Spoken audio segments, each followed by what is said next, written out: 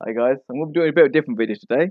This is something quite personal, quite close to heart. I'm going to talk about raising testosterone naturally. As an Indian guy, I think with like low testosterone, I've always had like gyno, like man tits for most of my life.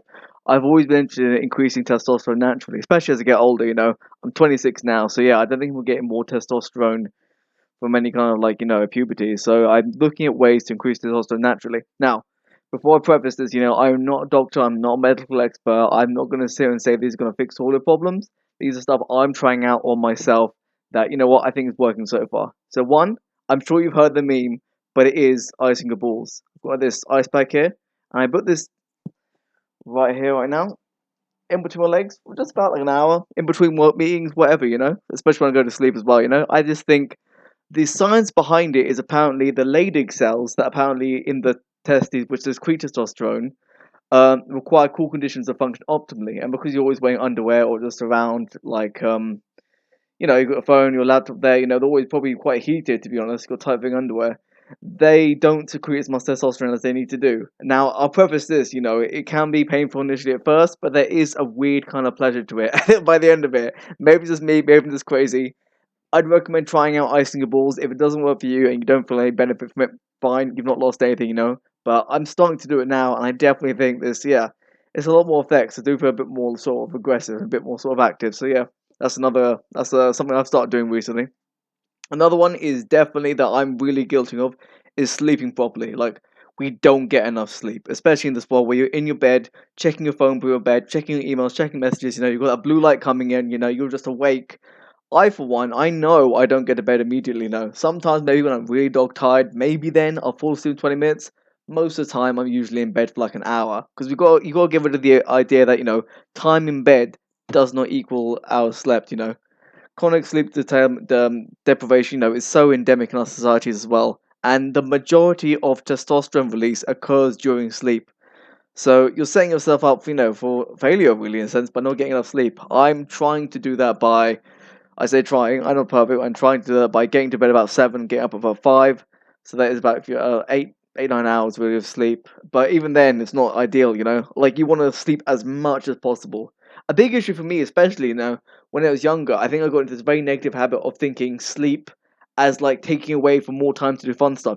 I'd want to stay up till 5 a.m., 3 a.m. playing video games. Being up so I could squeeze that most amount of fun out of the day. Just so I didn't have to go to bed earlier. I just look to sleep as something just an inconvenience.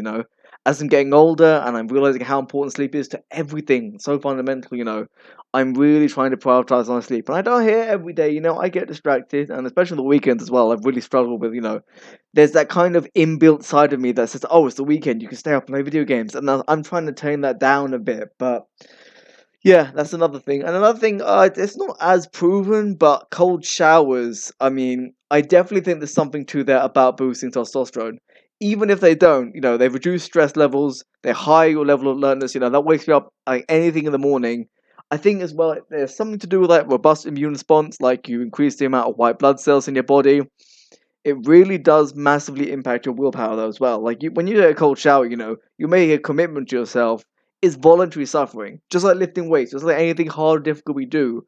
Voluntary suffering is so powerful, and there has been some studies on like weight loss as well that it burns brown fat that's stored in the body. I mean, this is all circumstantial. I'll link below into where they got these from. But like Wim Hof always says, cold makes you strong. And just personally, I've been taking cold showers since about February now. I used to wear like a dressing gown or like a cardigan or something like that around the house. I don't wear that anymore. I go outside and it's cold. My parents say put a coat on. I don't wear that anymore. I've actually become a lot more used to being cold, and I've actually become okay with it, and I actually look forward to it. Wim Hof says, cold is a chance to practice. You can actually learn to practice at being in cold.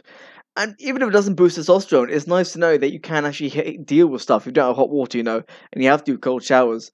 One recommended tip I do to make myself actually have a cold shower is I put it on lukewarm, have a lukewarm shower, just get my body wet and the loofah wet, and then I cover myself in shampoo, so I have to wash it off. When I turn the whack it onto the cold shower, I can't argue with myself. There's no debate. You're getting in that cold shower, or you still got that shampoo on you. So that's another way I sort of keep myself, to doing that cold shower, basically. And a final one, though it's also circumstantial evidence, this is all both science. I'm gonna put some links below, but really, this is all both science. But what I've noticed is ashwagandha. It's a type of herb, and I think it literally means in Sanskrit something like the smell of the horse, because apparently it smells like a horse. But there were some studies done that I think they gave it to sort of middle-aged men in a controlled trial, and they did notice a boost in testosterone after the end of the period. And yeah, I've been taking it so far since about March. And I definitely think it's definitely boosted like my at least my energy levels, or at least my weight reps. That could just be newbie games, whatever. I've only been lifting since August, but I've definitely noticed a real boost in my energy levels from there. So if you want to boost testosterone levels, some simple, easy things you can do for yourself: get some ashwagandha in your diet.